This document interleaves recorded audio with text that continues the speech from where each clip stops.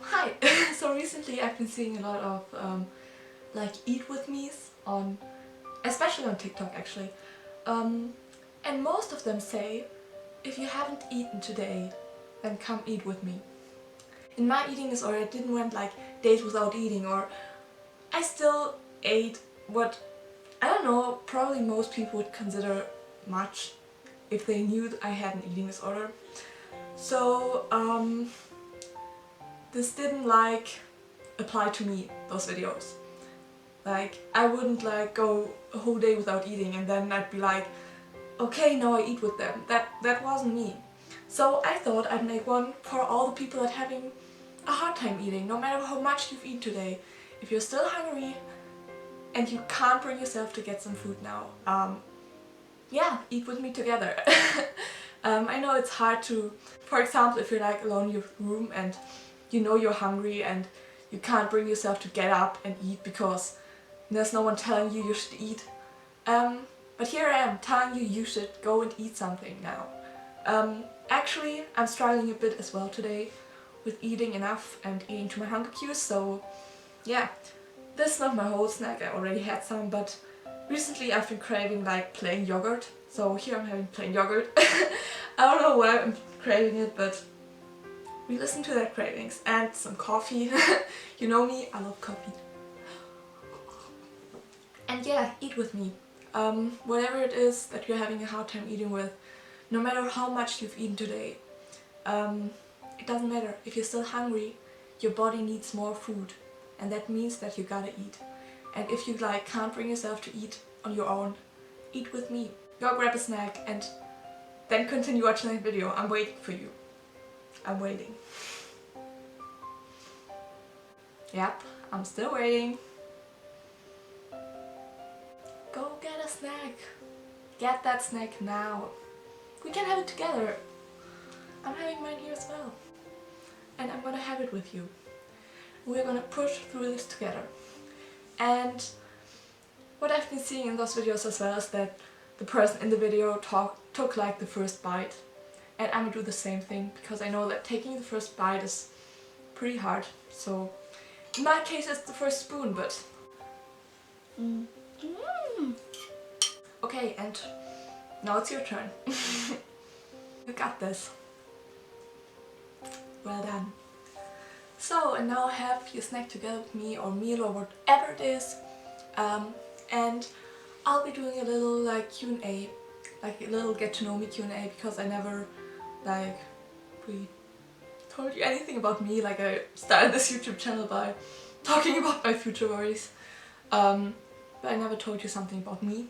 And I asked on Instagram for like some questions that I'm gonna answer now, and yeah, so I don't have them in order, I'll just like go through them and answer them. First question is dream holiday destination. So I've always loved like Norway, Sweden, Denmark, all those countries. But I also, where I've already been, but I love England and Scotland. Like, those are my two favorite countries ever. I'm obsessed with those. So, or Africa, oh my gosh, I'd love to go to Africa someday. So yeah, one of those countries. I actually love traveling. So what's your favorite thing in your room? I love my bed, and I just like hung up those. I really like those. But I should like all the pictures in my room. I'm really like, my room is full with like little details and pictures, and I don't know, that's what I love a lot about my room. So yeah, I guess that's it. What makes you the happiest? This feeling of freedom. I don't know, it's a feeling that probably makes me the happiest. Like, feeling free. I can't really put it into words. It's like when you're truly feeling free. It's always been freedom. Like, you could have asked me when I was like 10 years younger, I would have said freedom. It's always been like this desire for freedom. To like simply feel free. Like, when you know this picture when you like look down to the earth from all above and everything seems so small and you're just one tiny part of it, and know, this gives me this special feeling, like knowing that this is my little world that I'm living in and I get to create this little world. And when I like truly realized this is probably one of the things that make me really happy, that kind of make me really feel alive. So truly feeling alive makes me really happy. Also my friends, my family of course, and my boyfriend, and dancing. I love dancing and I've always loved dancing. What's your favorite kind of coffee? Don't come at me like that. I don't know, I love coffee in every way. Like I can't think of a single thing I don't like coffee in. I don't know. It doesn't matter as long as it's coffee. Are you weight restored? I don't weigh myself anymore, so I have no idea. I have no idea at which weight I am. I have no idea which is my weight restored weight, you know? The thing about recovery is that it's committing to weight gain, it's committing to recovery, it's committing to like eating. I'm eat here. And it's letting your body gain until that point where it's comfortable. Like it doesn't matter if it's higher than your pre-ED weight. Like in my case, I know that it is. I know that it's higher than my pre-ED weight. And that's okay because I'm older now, my body changes, it grows, and so do I. So I have no idea, and nobody has an idea where my weight restored weight is, you know? Only my body knows.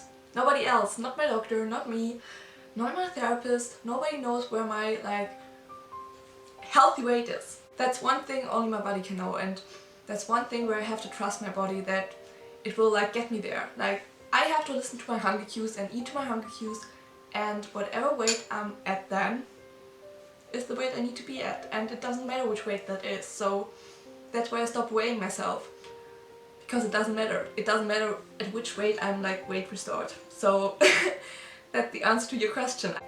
What would you do if you weren't afraid? I'd go bungee jumping or skydiving. When I was younger I always said I'd do that someday, but I'm too afraid now. Like, I'm scared. Do you bloat? Yes. Everybody bloats. That's totally fine, because why not? Why shouldn't it be fine that you bloat? Like your body is trying to process all that food it gets. It finally gets again, like in recovery. Bloating is like really common, especially in recovery, because your body isn't used to that much food anymore. So yes, I bloat, and a lot of other people bloat as well, and it's so normal, and it's kind of difficult to deal with, especially in the beginning, but it's so normal. It's so normal. Like, it's finally getting food again. And it's simply like your body holding and processing all that food. Like, that's amazing that it does that. What was your dream job when you were little? Mine was a stewardess in a plane lot. That's so cute. I think like being a stewardess is... I thought about doing that after my A-levels because like you get to see the world. But I think I won't. But I thought about that, so yeah. And my dream jobs were like becoming a teacher. Don't ask me why, I have no idea. I wouldn't do that now, but I want to become a teacher so bad, like for my whole childhood. Or becoming an astronaut. I have no idea why. I was so interested in like planets and the moon and the sun and everything, like astrology, and I still am, but not that much anymore, and I don't want to become an astronaut. But I loved like studying astrology as a child. Don't ask me why. I just loved it. Do you like traveling? I love it. I really love it. I wish I could see the world. But in order to do that, I have to recover. Recovery, here we go. Who's your favorite singer? Wow. So I don't like listen to special musicians. I rather listen to like songs that I like, not like because of the musician, but because of the song. Don't forget to eat. I love Lana Del Rey. I really like Casper, he's a German musician, I don't know if you know him. I love the band Linkin Park. I love Ensign Sierra. I think that's pretty much it. Like probably there are others as well because I don't know, most of the times I don't remember the musician, only the song. So there are probably other musicians that I really like, but yeah. Favorite holiday? Winter holidays. First, because it's Christmas time and Christmas is the best time of the year. Second, because we're always going like on holidays to Switzerland together with my best friend and her family and other families, and it's like the best time ever in the year. So definitely winter holidays. What languages do you speak? I'm German, so I speak German, I speak English, and I speak French, but not as good as German or English. What is your biggest talent? I have no idea. I don't have any special talents. I can do an aerial. I don't know if you'd call that a talent. Maybe I can somewhere show what it is, an aerial. I don't know if you know what it is. So I don't think it's a like real talent because I practice for it. So I like dancing, I like doing gymnastics. How old are you? I'm 19 and I know I don't look like 19, but I am. I'm 19.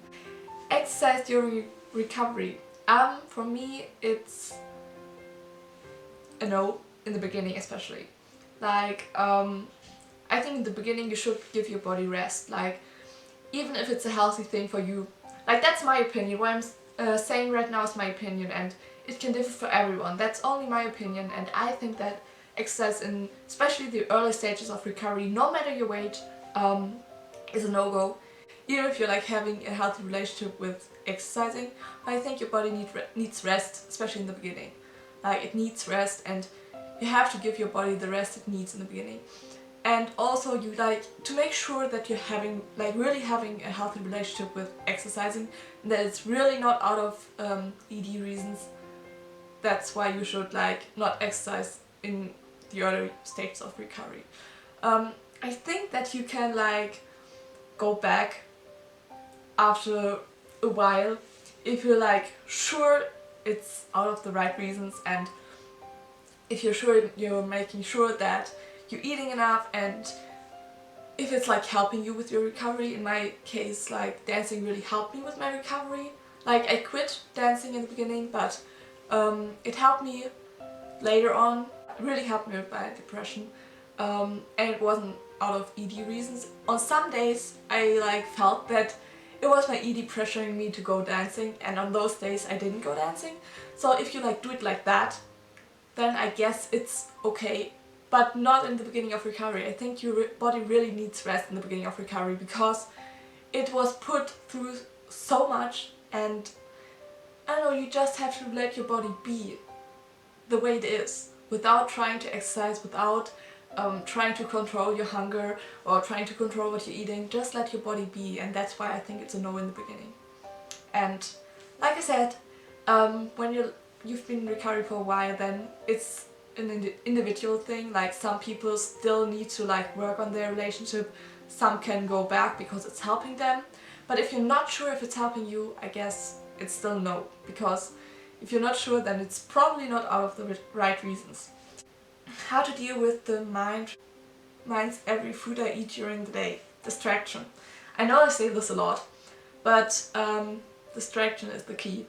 Like, it really helps to distract yourself, and I know how it is when your mind like keeps repeating in your head what you've eaten and how much it is, and you just have to like tell yourself that you shut that voice down. Like, my therapist always told me like to tell that voice to shut up, and that's what I did. And I know in the beginning it feels like it doesn't like help, like that voice keeps repeating itself over and over again, and I really get that feeling, but you have like keep doing it, and I promise it will get better. Distract yourself after your meals, talk to somebody about what's going on, and Stop writing things down you've eaten or something like that. Stop that. Stop food diaries or anything. Stop that and distract yourself afterwards.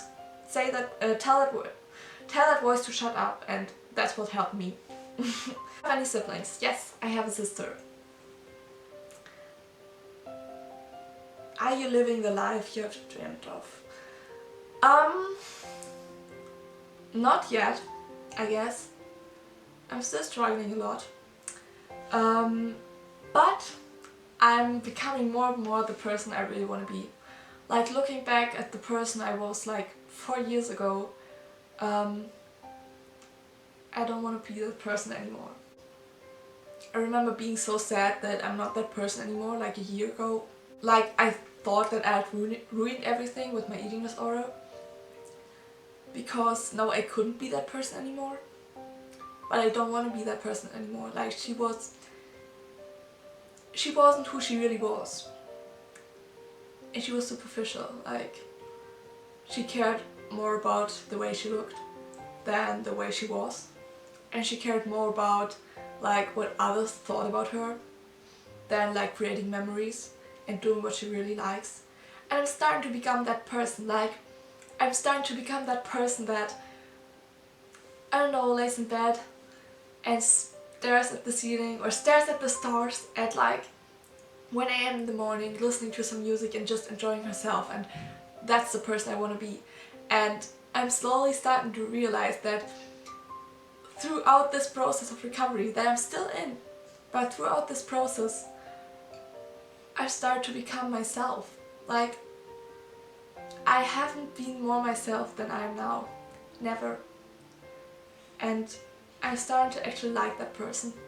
And that's crazy and that's amazing. Because I never thought that I'd ever be able to like actually enjoy just being by myself, or ever be able to just be, like, enjoy to just be, to sit there and just be. And I appreciate the little things, and I don't know, it's still rough most of the time, but those moments do exist, and they are like 100 times more worth than the person I used to be some years ago. So yeah, I'm starting to live the life I want to live. Still a process, but I get there. This month obsession. Candles. I started to like lit candles in my room and they smell, and oh my god, I love it. Like, I really love it. So that's a current obsession. Favorite things, oh my god. I recently posted a picture of a basket filled with letters and cards from friends and family, and that's one of my favorite things. And also my diary, I guess. Some books. Yeah, those are my favorite things. I've always dreamt of dancing at the Paris Opera. That's a dream that probably won't come true, but writing a book. I've always wanted to write a book, and I don't really know why, but I've always dreamt of writing a book. So that's something. If your life was a movie title, what would it be? Life is real, maybe? Because life is real, with all the bad and the good moments. And that's something I've learned in recovery. Like, that's really something I've learned in recovery. Life is real. And that's kind of my mantra, like, on bad days. It's something I always repeat in my head. And it's always also something my best friend told me when I was having a really hard time. That life is real, and that being sick is much easier than recovery. But that's not life. Life is real, life is hard, life is messy, and life is beautiful, and that's life, because life is real. So that's probably the title my life would have, because that's something I repeat all over again in my head. Life is real. What's the best experience you've ever had? Oh my god, I don't know. I think it's the little things. Like, there's not one big thing that was the best experience I've ever had, but I think it's many little things. And I love that. I love that it's not one big thing that I really love or that I really like doing, or I don't know, but that it's like multiple little things, because that's something I have like every day, you know, like I can appreciate the little things every day, and I don't need like always a big thing to appreciate life. So I'm gonna end the video here. I'll finish that first and then I'll say goodbye. So it's getting dark outside, I'm so sorry about the lightning, but I finished my bowl and I hope you finished yours as well, or your snack or whatever it is. Yeah, thank you for watching, and I think you did very well. Whatever you had, I think you did very well with your snack, and I'm really proud of you. So yeah, see you in the next video. Bye!